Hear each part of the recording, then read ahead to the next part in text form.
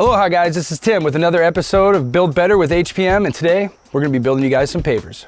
So here we got the scenario. We're in front of this gorgeous house under this lanai, and we are tracking cinders into the house and scratching up the floors. So we're going to be building some pavers out here to prevent that. First thing you got to do before you go to HPM, make sure to pre-measure your area so you know how many bags of Quikrete you're going to need.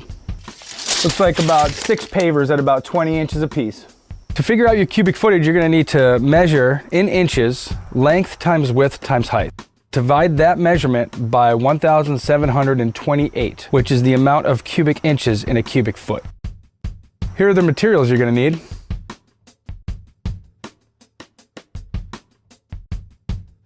And the tools you're going to need to finish the job.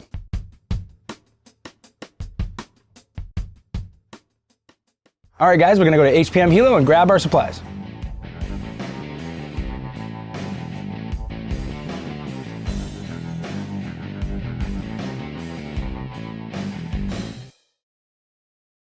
All right guys, we know what our project is. We're here at HPM Hilo. Let's go inside and get all the stuff we need. We're here at the Quikrete section of HPM trying to figure out what kind of Quikrete we're going to use for our project. There are a lot of different kinds to use, so we got to pick the right one for the right job. The one we will be using is this, the high strength Quikrete mix, because that is the best. It has a little aggregate mix, so it has less cracking and less breaking. Now we know what kind of Quikrete we need. I'm going to go place my order, and then I'm going to meet you out in the lumber yard for pickup.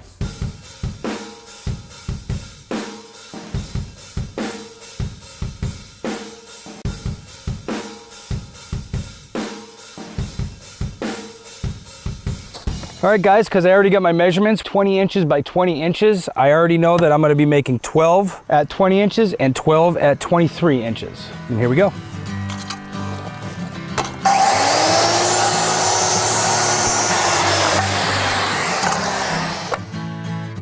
Be very careful whenever your saw goes through a knot, because it's a hard piece of wood and it's going to chunk, it's going to do everything, it could split. That's when you really need to have your safety glasses on. So this whole thing right here is one big knot. And so my saw blade is going to go right next to it. So there's a chance that it could do something unpredictable. So you got to make sure to go nice and slow so they don't chunk out on you.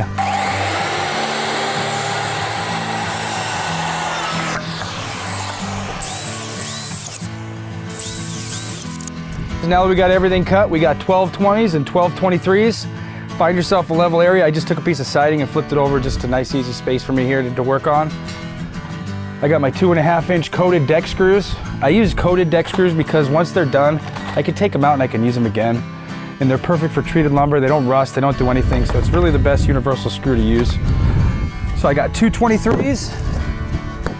I got 2 20s, the smaller ones, butt into the bigger ones. And that's one form right there, guys. And we're just gonna screw it together. If I had a nail gun, I'd just shoot them, but I do pre-drill them. Just a little hole. Just on the 23s.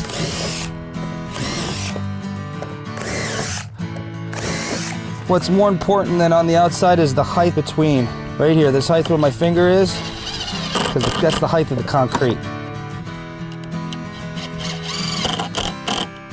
Here you go. One framed and 5 more to go. All right guys, now we got them all framed out. I'm gonna just go ahead and roughly place these down where I want them to go before I start digging, just to see where I'm actually gonna start digging, so I don't have to do too much work when it comes to the shovel. And as I'm placing them, you see I'm taking the screws where I screwed them in, and I'm placing them going out, so I can actually get a drill in there when I'm all done. I'll just take a hoe here and just kind of mark my end.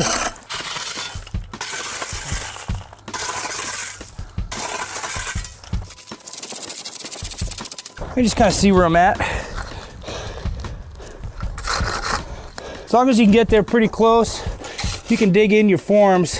And we want to level this way, but if we can slope it a little bit that way, that's the best way. So if any water hits it, it goes that way, not that way.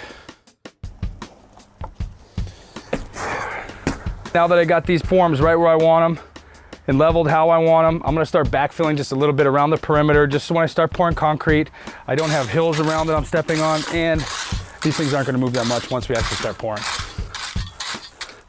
This is totally optional, But me personally, I like to just throw the extra step out there just because it really solidifies the concrete when you have a little bit of metal in it. Since we have 20 by 20 boxes, I'll cut these 17 by 17, 18 by 18, something like that, just to kind of lay a piece of metal in there so the concrete has something to really adhere to and way less cracking over time. I'll go ahead and take these and I'll sometimes even prop little rocks under them, because the most important thing is that when you pour your concrete, to not just push this mesh into the ground, you actually want to take it and it needs to be suspended in the middle of your product. All right guys, now for the super fun part I know everybody wants to do, is mixing of the concrete. So we got a couple different ways we can do that. You can rent a concrete mixer just from your local rental places. You can do it old school in a wheelbarrow, or we can do it in the 5-gallon bucket, which I like to do with a whirly-bird paddle bit and a power tool. Seems like the easiest way, and it's already mixed in a bucket that I can bring to the site and pour in. I don't have to deal with wheelbarrows or any of that stuff. It's just right in the bucket. I got my 3 buckets that you can get at a great price and a great value at HPM Building Supply. Got a little bit of water in the first bucket here. Start with a little bit on the bottom of each one, so the concrete doesn't want to mix at the bottom and just sit there. All concrete bags come with a little arrow on them. No other corner has this little brown sticking out. That's the piece that has the hole. That's the piece that you pull out. You are open, you don't need to cut, you don't need to do anything. Half the bag goes in one, half goes in the other. Add a little bit more water.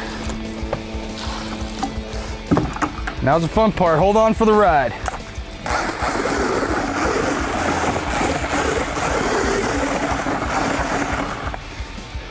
This is about the consistency you want. Something that wants to stand up on the edge, about a ½ inch to an inch.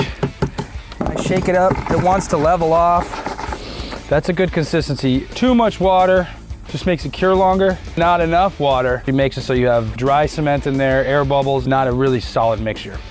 So more water is better than less water.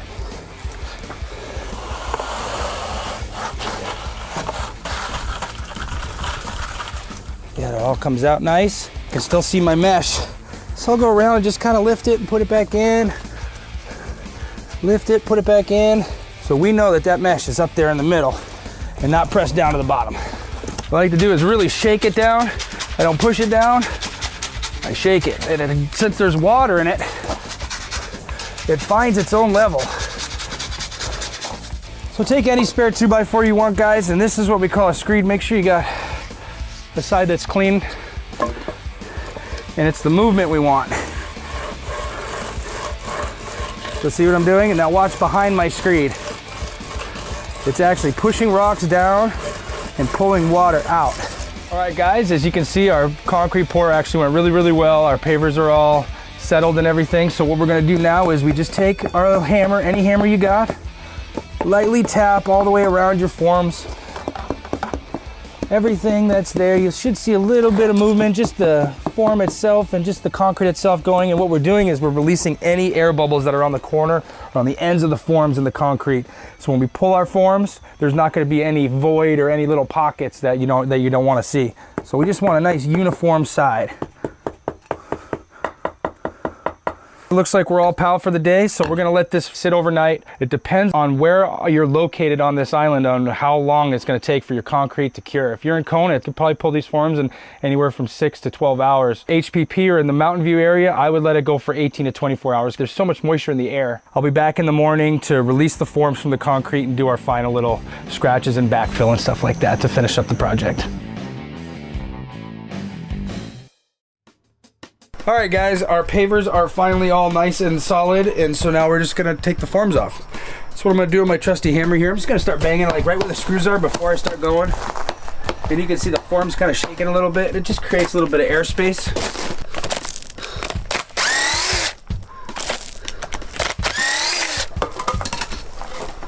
Go, first one done. There you go. Second one down. So I just take my hammer, there's always this little crust. That's it.